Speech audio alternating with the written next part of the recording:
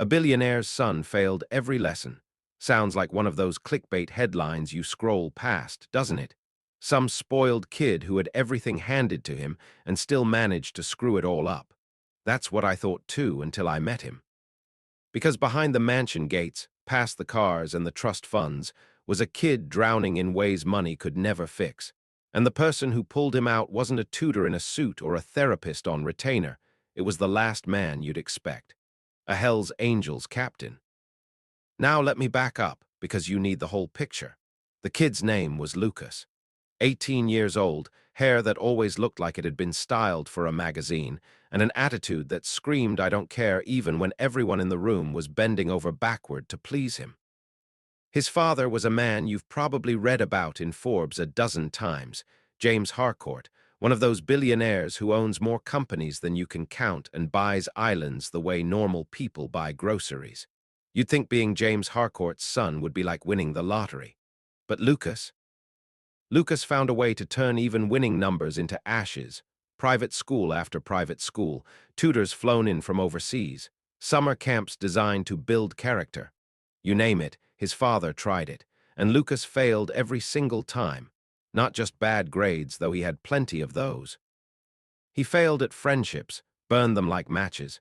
He failed at sports, showed up late, quit mid-season. He even failed at rebellion.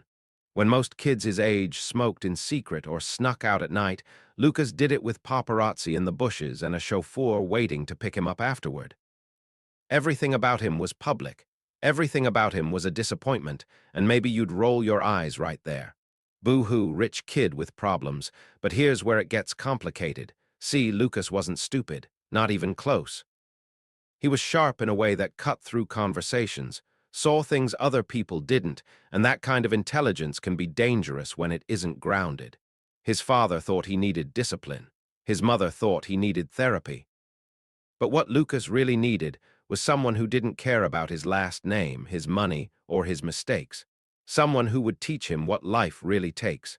The first time I saw the two of them cross paths, it was almost an accident. I was downtown, outside a dingy bar that most rich kids wouldn't be caught dead near. And there he was, Lucas Harcourt, in a leather jacket too new to look tough, trying to light a cigarette with hands that shook more than they should have. And leaning against a Harley a few feet away was a man I recognized instantly, though I wished I hadn't. Marcus Kane. The Angels called him Iron Hand, and not because he wore jewelry. This was a guy who had seen more violence than most war vets, a captain in one of the most notorious biker clubs in the country.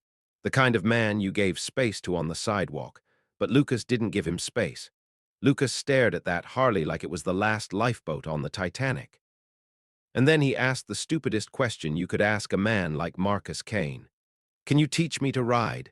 I swear, the world went silent for a second. Everyone around froze, waiting for Marcus to laugh or worse, to break the kid's nose for talking out of turn. But instead, Marcus just squinted, took the cigarette out of Lucas's shaking hand and flicked it into the gutter.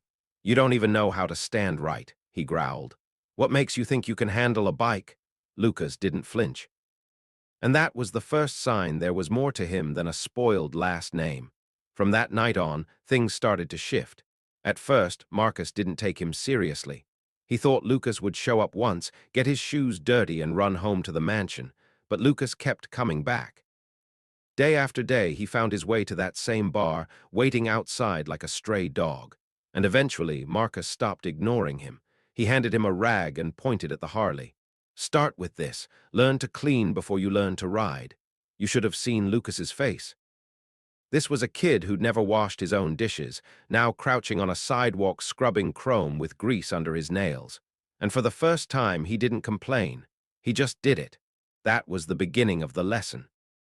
Because Marcus didn't care about Lucas's father or the cars or the mansion. He cared about effort. If Lucas skipped a day, Marcus didn't text him reminders. He just moved on like the kid never mattered. If Lucas showed up late, Marcus turned his back and rode off. And slowly, painfully, Lucas learned something no prep school had ever taught him. Respect has to be earned. The funny thing, the more Lucas failed in Marcus's world, the harder he tried. Because here, failure actually meant something. It wasn't about grades on a report card his dad could buy a tutor to fix. It wasn't about headlines his mom's PR team could spin. It was about whether Marcus looked at him and saw a man worth standing beside. And for a kid who had failed every lesson in life so far, that one lesson hit harder than any punishment money could buy. But don't get me wrong. This wasn't some heartwarming Hollywood montage. There were fights, ugly ones. I remember one night Lucas mouthed off to another angel, some guy twice his size. The man shoved him against the wall, fist cocked, ready to turn him into paste. Marcus didn't step in. He just watched, waiting to see what Lucas would do, and somehow Lucas stood his ground. He didn't swing back, but he didn't run either. He just stared, jaw clenched, until the angel backed off. Later, Marcus told him, "You got more guts than brains. That's good, but next time try using both." It was brutal, it was messy, but it was real, and Lucas craved it. For once, his last name didn't protect him. For once, failure wasn't cushioned. Every mistake hurt, and every small win felt like gold. Now, you might think this is where the story turns into some redemption arc, neat and tidy, but you'd be wrong. Because teaching Lucas to ride a Harley was just the surface. Marcus was teaching him something deeper, something that would drag Lucas into a world far darker than late-night tutoring sessions and disappointed fathers. And Lucas wasn't ready for how far that lesson would go. Because the night Marcus finally let him touch the throttle, the night Lucas felt the engine rumble under him for the first time, that was the night everything changed. That first night Lucas gripped the throttle, I swear the kid's whole world shifted. You could see it in his eyes, the spark of someone who, for the first time in his life, was steering something that couldn't be bribed, couldn't be bought, couldn't be fixed by a phone call to daddy. The Harley roared under him like a beast, heavy and wild, and for once, Lucas wasn't failing. He was learning, but Marcus didn't let him bask in it. As soon as the bike slowed, Marcus's voice cut through the night like gravel.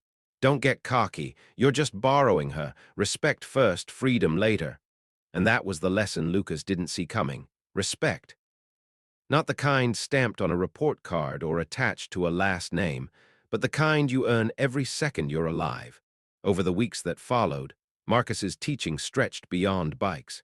He took Lucas on rides through parts of the city no billionaire's son had ever walked. Back alleys where deals went down, diners where men with tattoos covering their knuckles would nod silently instead of shaking your hand. Marcus showed him that life wasn't polished. It was raw and sometimes dirty, but it was real. Lucas stumbled. Oh, he stumbled hard. He forgot rules, he talked too much, he showed off when he shouldn't, but every time Marcus would cut him down with words sharper than a blade. "Lesson 1, Marcus would growl, "listen more than you speak." Or, "Lesson 2, you don't leave a man behind, even if you hate his guts." And Lucas, the kid who had failed every lesson in school, started memorizing these like scripture. The strange thing was, Marcus never once treated him like a son. He treated him like a recruit, someone on probation who had to prove he was worth standing beside. And that was exactly what Lucas needed. One night, things came to a head. We were outside that same bar where it all began when a group of kids from Lucas's world pulled up. Polished cars, designer jackets, smug looks that said they'd never worked a day in their lives. They spotted Lucas and started laughing. "What happened to you, Harcourt?" one of them sneered. "You playing dress-up with the rejects now?" Lucas froze. Old Lucas, the Lucas I knew from before, would have fired back with sarcasm, tried to look cool, maybe even swung a fist he didn't know how to land. But the Lucas standing there now, he did something different. He didn't answer. He didn't puff up. He just stood firm, silent, and let the insults bounce off. Then he turned to Marcus and asked, "We riding tonight?" The kids didn't know what to do with that. They laughed louder, tried harder, but Lucas walked away, and I'll never forget what Marcus muttered under his breath. "Not bad, kid. That's the first lesson you didn't fail." That was the turning point. Lucas had stopped trying to win approval from the world he was born into. He was chasing something new, something real. But here's where the story takes its darker turn. Because the Hells Angels weren't just a clubhouse of life coaches. This was a brotherhood forged in fire, in loyalty, and sometimes in violence. And Lucas, whether he realized it or not, was stepping deeper into their world. One night, Marcus brought him along to a meet, a real meet. Not just beers at the bar, but a gathering of captains and riders, engines rumbling like thunder in the distance. The air was heavy with smoke, laughter, and unspoken rules. Lucas stuck out like a sore thumb, but Marcus didn't shield him. He threw him right into the fire. At some point, an argument broke out. Territory dispute, I think. Voices rose, fists clenched, and it was seconds away from becoming something ugly. Everyone was waiting for Marcus to step in to shut it down. But instead, Marcus looked at Lucas. Just looked. And suddenly, the billionaire's son was in the spotlight. Lucas's face went pale. You could see the panic behind his eyes, but then something clicked. He remembered. Lesson 1, listen more than you speak, so he didn't talk. He listened. He watched. And when he finally did open his mouth, his words weren't fancy. They weren't clever. They were simple. If you're brothers, then act like it. Don't tear each other apart. The place went quiet, just for a second. But it was enough. The fight deflated, the tension cracked, and Marcus gave Lucas the faintest nod of approval. That was the night Lucas passed his first real test. But the road ahead wasn't smooth. With every ride, every lesson, Lucas was being pulled further away from the life his father had carved for him. James Harcourt didn't like it. Not one bit. Word got back to him. His only son hanging around bikers, scrubbing chrome, showing up at angels' gatherings. He tried to cut it off, grounded him, pulled the cars, froze the bank accounts, and here's where Lucas truly shocked everyone. He didn't beg. He didn't run back. He chose to stay. Without money, without cars, without comfort, he still showed up at Marcus's side. For once in his life, Lucas Harcourt wasn't failing. He was fighting for something real, and you knew this was coming. Nothing in Marcus's world came without a price, because one night a rival crew rolled in. They weren't there to talk. They were there to send a message. And Lucas, for the first time, saw just how dangerous this new life could get. The fists, the chains, the roar of bikes. It was chaos. And in the middle of it, Lucas had a choice. Run back to his mansion or stand his ground with the men who had taught him what loyalty meant. And what he did next, well, that was the moment Lucas Harcourt finally stopped being the billionaire's son. He became something else entirely.